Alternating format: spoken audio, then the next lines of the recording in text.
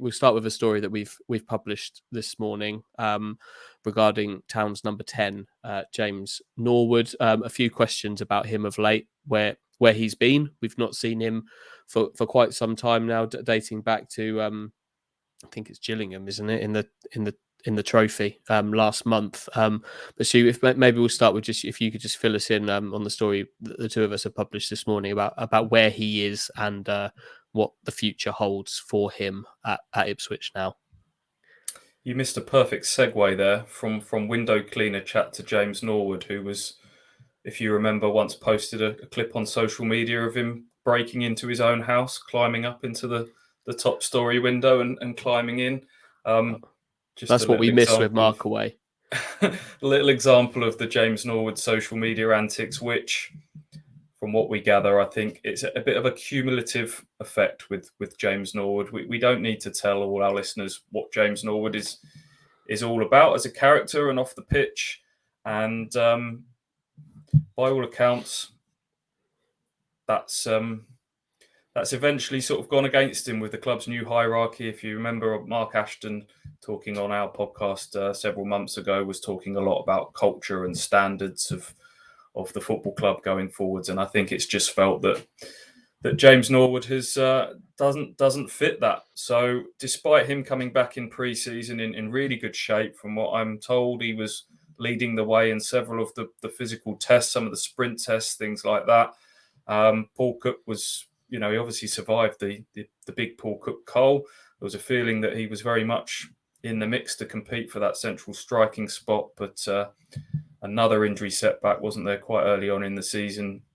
And we haven't seen a lot of him recently, so we've done a bit of digging after these two cup games. The fact that he couldn't make a 20-man squad for the FA Cup with 9 on the bench raised a bit of a red flag. And our understanding is he's been training with the 23s for several weeks, and he is on the transfer list as we head towards the January transfer window. Yeah, so we are into the final 6 or 7 months, whichever way this shakes out. We're into the final 6 or 7 months of his Ipswich Town career, aren't we? Because he is out of contract next summer, and barring a real significant change during that time, you would think that would now signal the end of his Ipswich career. There'll be a market for him in January, won't there? He's a goal scorer. Yes, he's had these hamstring issues, particularly, that seem to have niggled away at him. But his Ipswich goal record when he's been fit is decent, and his clearly his goal scoring record before he came to Ipswich was very good. So I can't see there not being a market for him in January, despite clearly some off-field issues. But it's just about whether that market suits kind of Ipswich's agenda, isn't it? Because there are teams that have shown interest in him. I'm sure some of them will come back to the table for a guy who can score goals. But you got to wonder what kind of agenda Ipswich might have in terms of where they'll allow him to go. Yeah, this is not going to be an easy deal to do all round, I think, because you've got to have 3 parties agree when it comes to any move, the seller, the buyer and the player, crucially as well. James Norwood, from what I understand, doesn't want to leave. He's been made it very clear from the summer onwards and to this very day, wants to fight for his place. So that's a bit of a stumbling block straight away. You've got to find a club and a situation that sort of turns his head, that he wants to go to.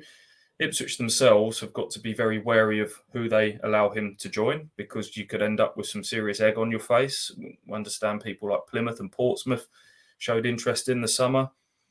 Imagine if he goes to a League One promotion rival and ends up scoring the goals that prevents Ipswich getting promoted. That is not a good look, is it? And his wage as well. He's on a good League One wage. Ipswich had to pay accordingly to attract him. Following relegation, there were Championship clubs after him. They got their man. It was seen as a real coup. So James Norwood isn't going to get the money that he's on now for this next move. He's 2 years older. There's injuries that have gone against him. So there's a lot of things that need to fall in place for something to happen in January, whether it's a sort of a loan just to get him back in the shop window heading into the summer, I don't know. So, but what is clear is that there's not a lot of game time ahead for him at Ipswich Town. Well, yes, I think the whole thing is a sign of where Ipswich are at as a club now. Clearly, as you've just said, he was kind of the marquee signing of Paul Lambert's first summer here, wasn't he? He was brought in to be the main man to score the goals. And there have been we've sort of talked about off-field concerns. Those concerns go back to then that they've been there the whole time. But Paul Lambert, I would say, was not in a situation where he would really be able to make this kind of decision regarding James Norwood, because as we so often said on this podcast so many times, Stu, he was, and for a long time you would argue he was the best striker at the club, wouldn't you? And you couldn't go out and replace him. But now we're talking about an Ipswich Town that clearly have got Macaulay Bonne on fire, scoring goals. And in terms of kind of, if you're talking about kind of buying into projects and sort of behaviour, you couldn't maybe get a bit more polar opposite than Macaulay Bonne, the hometown hero, boy done good, and then James Norwood, who maybe doesn't necessarily tick those boxes, and then of course Joe Pigott as well. Caden Jackson's still around, so it's a very different landscape right now, isn't it? Compared to maybe where Paul Lambert was at with James Norwood, for example. Yeah, you didn't have this is a luxury that Ipswich can take now in terms of sort of sidelining someone like James Norwood. They didn't have that option before because he was their only real chance of goals. Despite all the injuries, he's been top goal scorer in the first 2 seasons at the club. I think 10 and 11 in his 2 seasons thus far. A goal every 2 games, I think it is, if you work out his minutes, goals per minute ratio.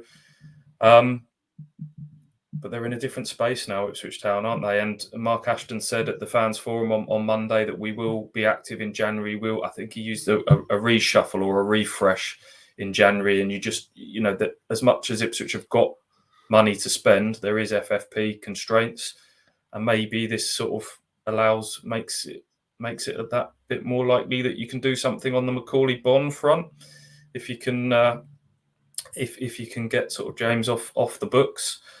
Which, as I said before, is a big if. In terms of potential places to go, I know people have talked about a potential sort of romantic return to Tranmere, who that would certainly excite their fans. It was a place that he could go back and feel loved and accepted for who he is.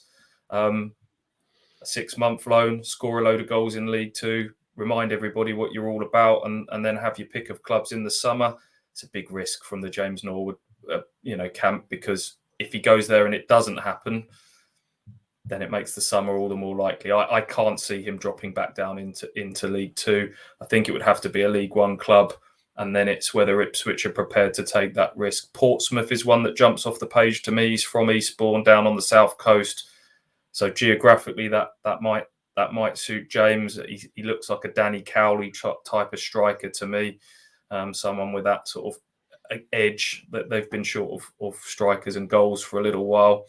So I wonder if the stars may align on for somewhere like that, but we'll see. He's definitely a Cowley type of striker. I'm sure they'd have come across each other quite a lot, wouldn't they? When the Cowley brothers were at Lincoln and James was scoring goals for Tranmere in non-league, they'd have been aware of each other. He does fit the bill somewhere like that, and Portsmouth maybe not where we thought they might be in terms of in the league. So I think you're right. That would be one. Plymouth is interesting. I know they've had prior interest, but they've got Hardy and Luke Jeffcott there scoring goals. I don't know if you disrupt that by bringing in somebody else at this stage. Joey Barton has had interest before, both at Fleetwood and Bristol Rovers, but like you say, League Two, probably not now. It's going to be very interesting, but somebody will get a striker who, with a bit of a point to prove potentially, and who's capable of scoring goals. But the whole thing makes me a little bit sad, if I'm completely honest, because there's definitely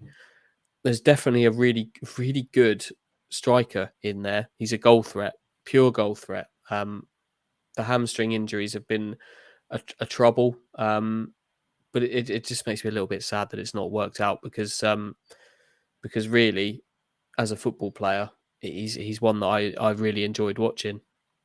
Absolutely. I honestly think if you put him in this Ipswich Town team this season with the better players around him, he'd be on the same number of goals as Macaulay Bonne, or he'd be around that mark. Just the injuries has just been such a shame, hasn't it? It's been a killer. This is a man who was churning out 45, 50 game seasons year after year, and then suddenly he arrives at Ipswich and the injury curse strikes. I think he did an interview with you after his first season saying how he'd been playing through the pain for most of those games. As soon as he would sort of get fully fit again, there'd be a hamstring would go, or just string of muscle injuries, weren't they? But he's a good player. He's got that competitive edge. He's a good all-rounder. He knows where the goal is. And off the pitch, I know people will have their opinions on him being this sort of larger-than-life character, and he's not everyone's cup of tea, but I found it quite refreshing in some ways that he kind of broke the mould of your usual footballer, someone who had an opinion, someone who has a personality. Ipswich knew full well what they were buying into. That reputation was fully cemented by the time he came to Ipswich Town. But the goalposts have changed. It's a new club now, isn't it? It's not the club that signed James Norwood. It's a new era. And ultimately, I guess he doesn't fit that new era.